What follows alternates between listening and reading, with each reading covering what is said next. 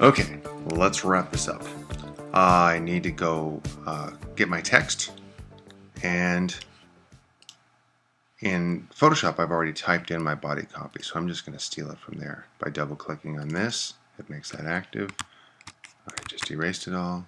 Let's zoom in here so we can see what's going on. Woo! Crazy. Okay, double clicky. It makes my text tool the active tool, and it also selects all my text, so that's good. So I can just File copy or Command C to get the text, and now I can pop over to InDesign, and I have my text box already floating over the area that I'm going to work in. Let's change that to high res. That probably is in high res.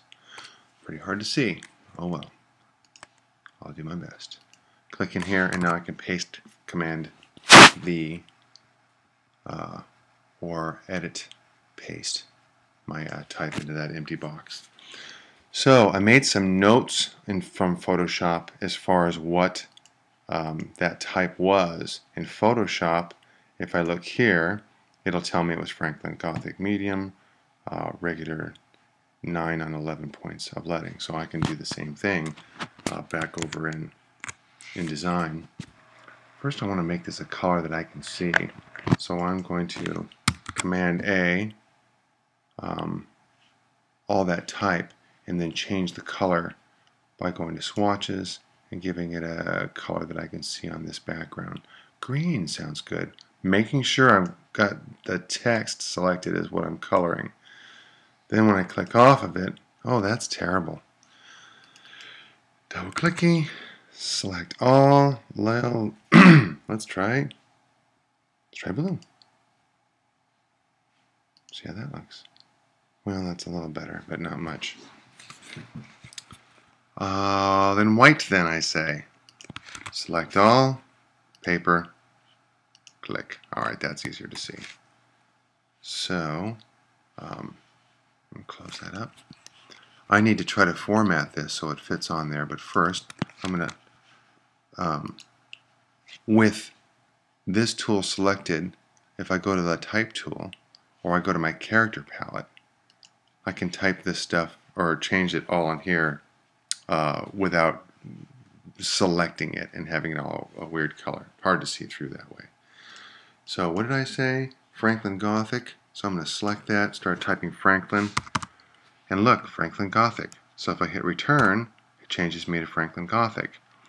Then my size was 9, tab, on 11. It's not always perfect. Sometimes this works and sometimes it does not. I'm going to leave that in metric for right now. So now what I need to do is start moving my window to fit better what I have going on. Oh, I also had it justified right and left. So under paragraph, I'm going to pick this guy right here. Justified right and left, or sometimes it's just called justified. Okay, I'm going to roll the top down here, and not too bad. It's not exactly where the old one was. It looks like there's a space here I don't want, so I'm going to delete that. This spacing in here is different because it was too spaced out. So what I did is I just on this line, because when you justify it right and left, sometimes it puts these big spaces between the words and they look a little choppy. So under character in here, I added some more space between the letters and the words, just kind of, or between the letters, so it evens out that line just a little bit more. So that looks good enough right there. Now I need to color it back to the right color, so I'm double clicking in here to get my text tool, selecting it all.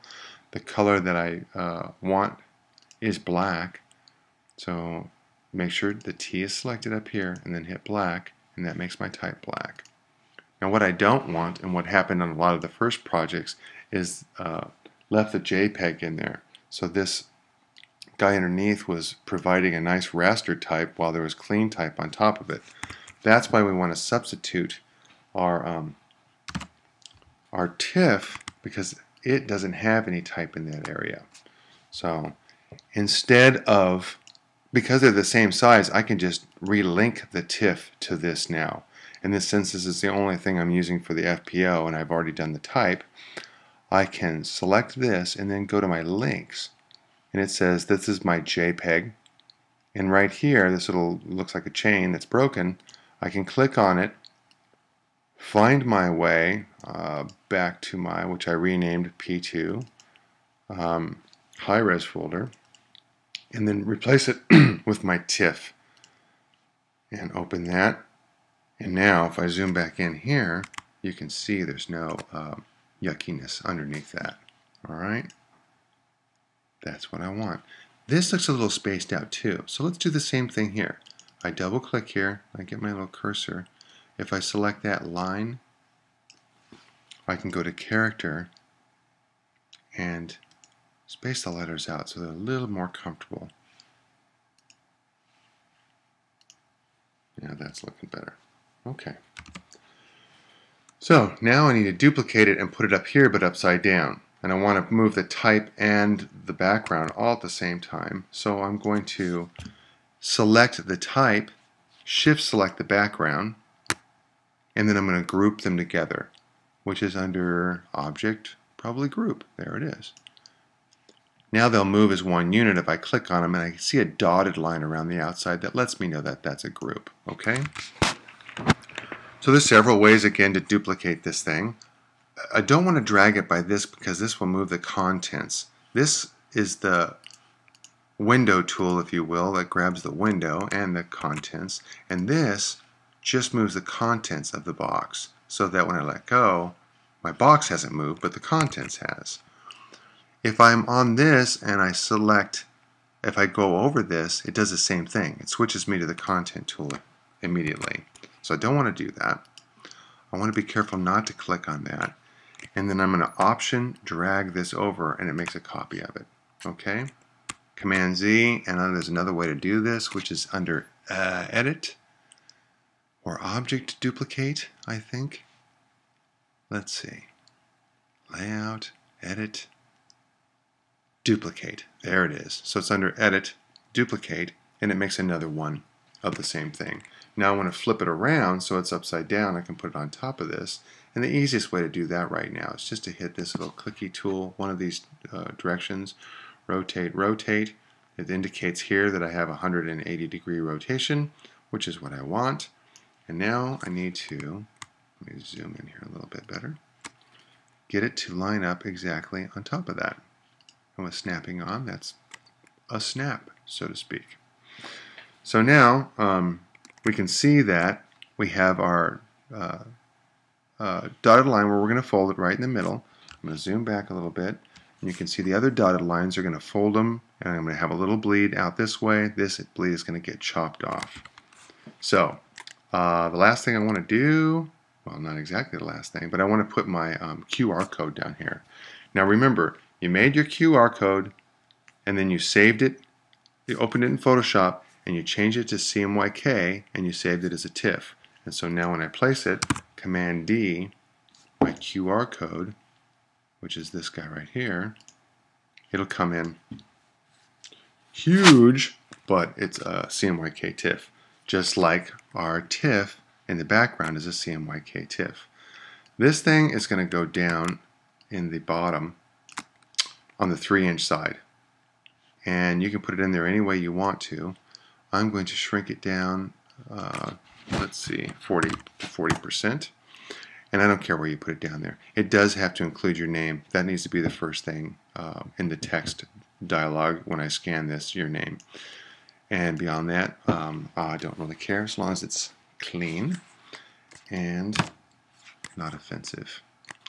So what we need to do now is save our JPEG.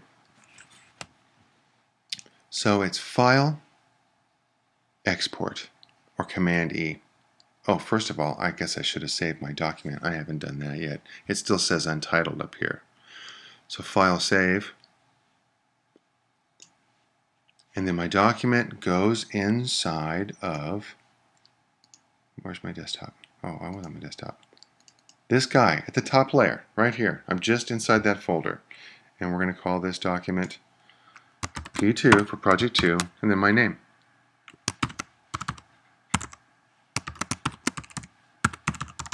Okay, and that'll be my InDesign file. So, save. That's better.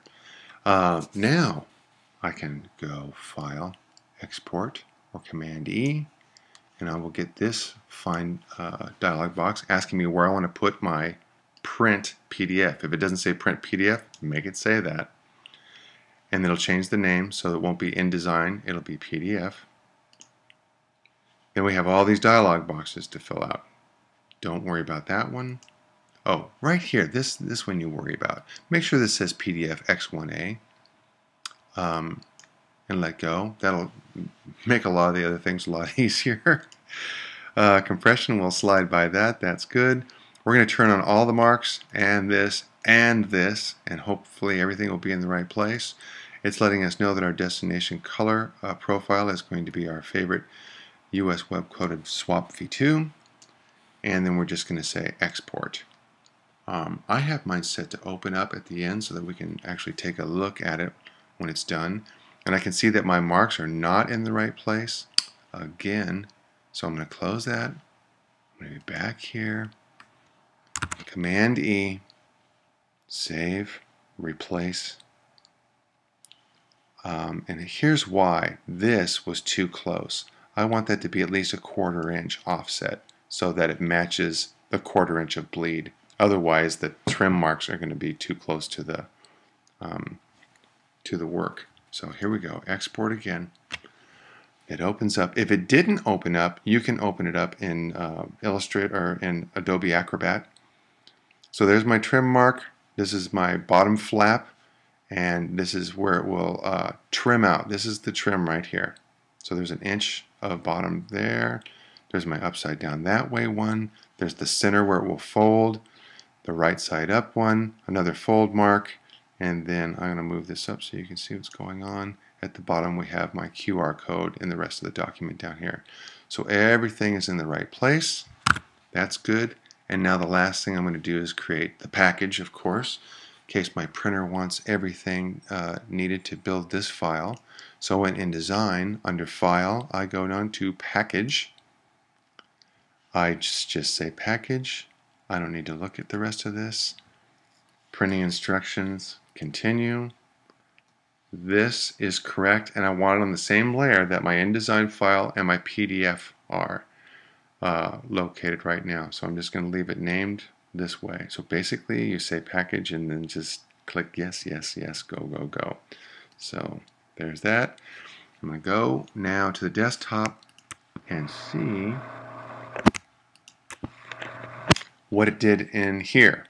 And what it did was, well, because I have InDesign open still, it has this temporary file. And when I quit InDesign, first save, Command S, and then quit InDesign, that temporary file goes away. So on the top layer, what I'm looking at right now, oh, my sketches did not go in the right folder. What are you guys doing out here? Sketches go in there. That's better. Okay, what I have is my InDesign file, my PDF.